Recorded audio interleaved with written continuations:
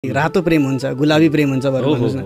तर निलो भने के होला भन्ने झट्ट मान्छेले सोच्दाखेरि कतै निलो आकाश जस्तो त होइन, अनन्त, कतै सागरको गहिराई जस्तो प्रेम त होइन भनेर भन्नुहुन्छ। हो, त्यो पनि हो।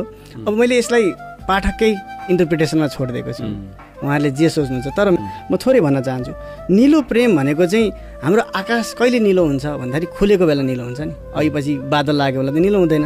सागरको पानी पनि, सागर कहिले निलो हुन्छ भन्दा त्यही आकाश खुलेको बेला मात्रै निलो हुन्छ। बादल लागेको बेला पानी धमिलो अथवा कालो हुन्छ। त यसमा पात्रको नाम छ आकाश। त्यो आकाश भन्ने पात्र मसँग खुलेको हो, उसले खुलेर मसँग कथा भन्यो। ऊ खुलेका कारणले कथा यो किताब बन्न गयो। त त्यो खुल्ने प्रवृत्ति छ। आकाश खुल्दाखेरि निलो हुन्छ, उज्यालो हुन्छ। हो, यो आकाश खुल्दा पनि निलो भएर त्यो प्रवृत्तिलाई मैले निलो प्रेम, उसको प्रेम हो नि त, त्यो निलो प्रेम त्यसरी राखेको हो।